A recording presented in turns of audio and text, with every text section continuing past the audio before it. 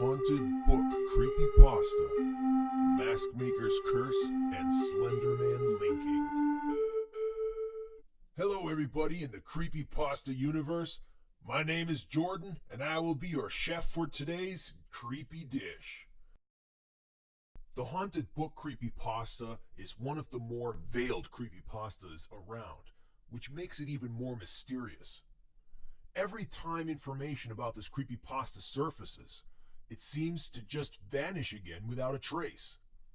It took me many months to finally track down the original tale from the dark recesses of the internet. I will be documenting a video collection of creepypastas, and I decided to start my series off with this. This one has always been one of my favorites because it has been proven to be true. Okay, so the creepypasta goes like this. One night, during a long drive home, a man comes past a double car wreck on the side of a wooded, abandoned road. The man stopped his car to check if he could help, but he quickly noticed that the passengers from both vehicles were already dead. There were personal belongings, blood, and twisted metal scattered everywhere. So the man went to call 911, but his phone was receiving a strange interference that wasn't allowing him to call out. The man then got back into his car and drove on while continuing to redial 911 to report the crash. After driving several miles from the site, his phone could finally dial out. He reported the crash, and they told him they would be going to the site. The following night, the man drove past the same spot again. The cars had been removed, but as he slowed down to look out his window, his headlights reflected off of something in the woods nearby. The man pulled over and went to check it out with his flashlight.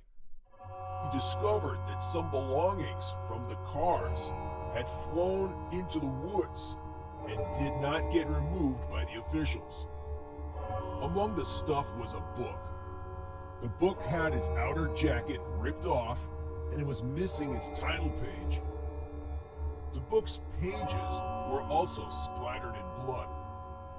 The man turned to leave, and then he heard his name being called. The man turned around and shined his flashlight into the woods. He called out and asked if anyone was there, but he could not see a single soul. The man turned to leave again when he felt something touching the back of his heel. When he turned around, he saw that the book was now lying against his shoe. The man was freaked out, but took the book anyways. He felt as if it had some kind of a predestined meaning for him to discover. The man then drove home. For the next several nights, the man began reading the unidentifiable book. It was full of bizarre things and scary premonitions that deeply disturbed him. The book was an actual transcript of a lost diary. It was originally recorded by a mask maker who was forced to make masks and wear them by an entity known as Jedediah. And the more he would read the book, the more that strange things started happening around him. He heard familiar voices from people he knew calling his name while he was alone at his house. He would see things running past him in the corner of his eye. He would have haunting dreams that showed himself dying. And there would be strong electrical interferences around his house that disturbed most of his electronic equipment in unusual ways.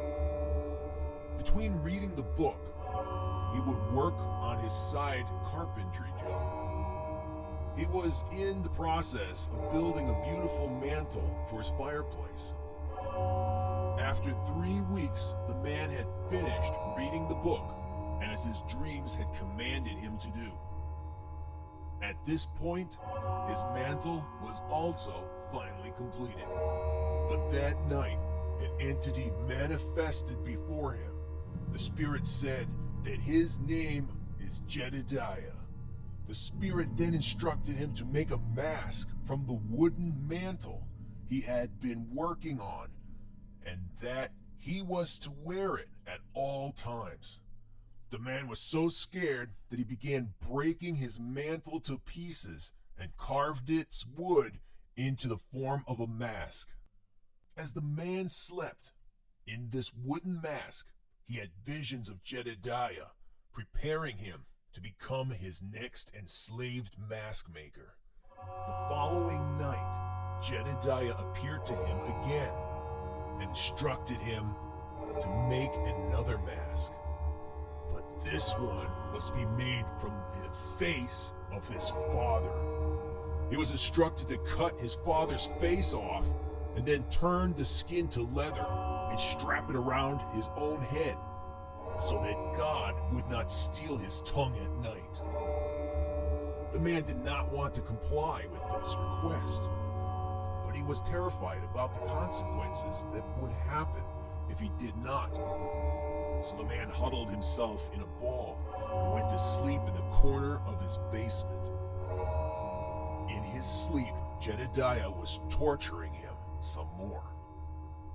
The man tried to destroy the book in his dream, but it would not burn and would not even tear. The man begged to be released from this curse, but Jedediah said that there was only one way out: for the man to complete reading the book backwards from its last page to the first. But the angry spirit warned that the man would find his freedom in an unwelcomed form. Desperate to break the curse at all costs, the man woke up and began reading the book backwards. While he read, he saw his family floating around his house. They were all dead, and their heads were on fire. He could hear the walls speaking to him and taunting him, and he could feel things crawling around inside of his own body.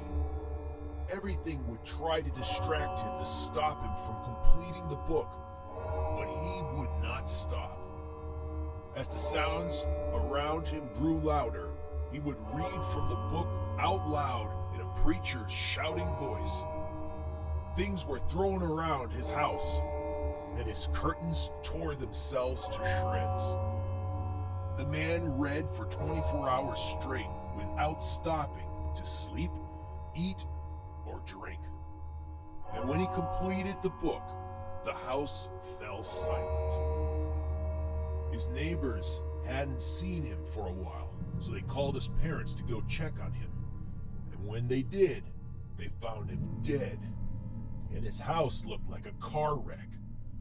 The man was freed from his curse, but in an unwelcomed way. The man's valuable belongings were sorted out by the family, and his less valuable things were donated to the local thrift shop. Among these belongings was the haunted book, and after several days, the book was bought by a young woman who was intrigued by its strange appearance, and the cycle began again. So that is the original creepypasta.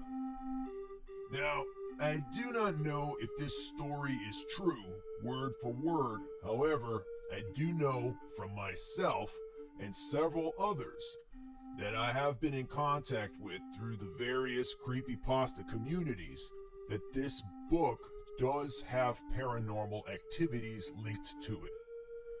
The thing about this creepypasta that is unlike most others is that it does not pertain only to this particular copy of the book.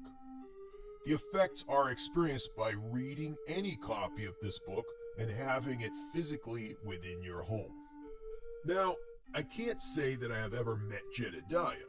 However, I have experienced many visual and audible phenomenons within my house during the time I had bought it.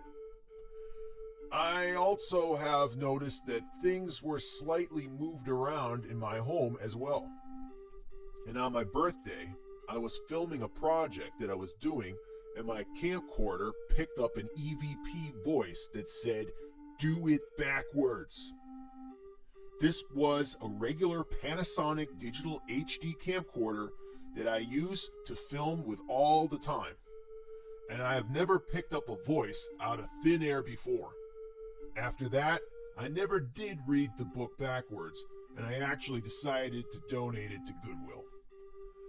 And I must say that all the strange activity has seemed to have stopped after I got rid of the book.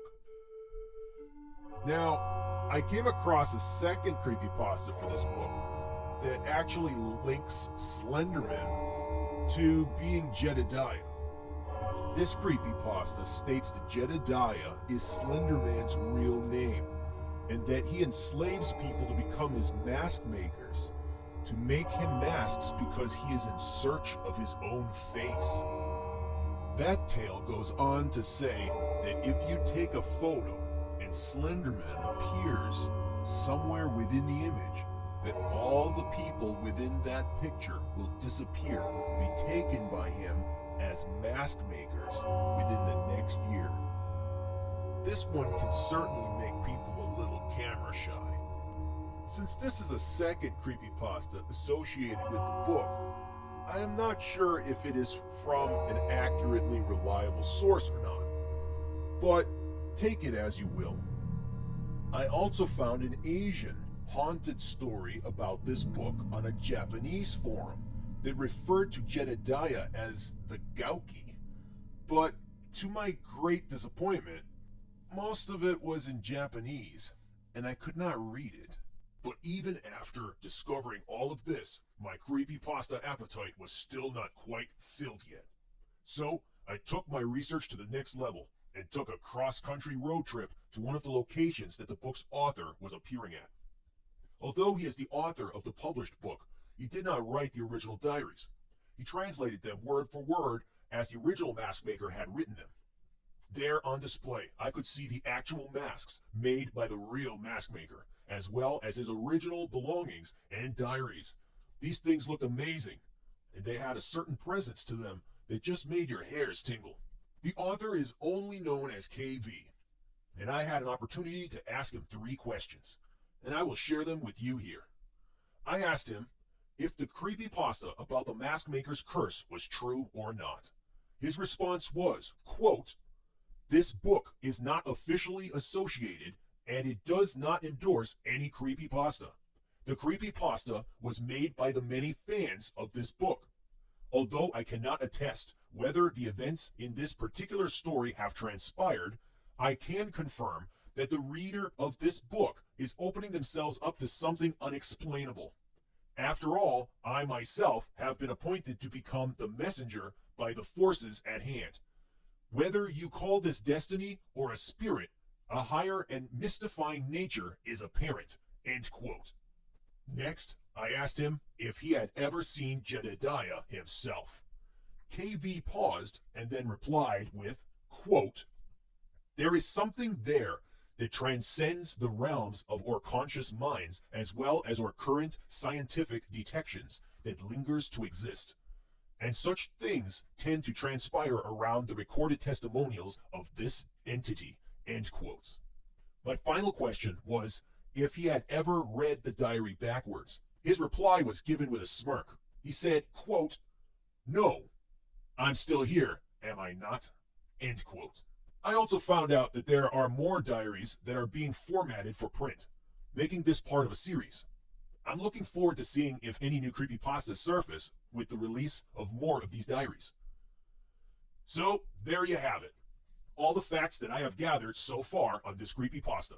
If you have more information or any personal experiences with this creepypasta, then please comment them below. Also, if anyone knows more about any international tales that surround this book, please comment them below as well.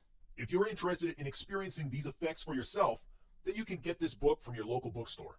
Its actual name is Lost Pages from the Twisted Mask Maker's Diary. Its subtitle is A True Story of Cerebral Deceit.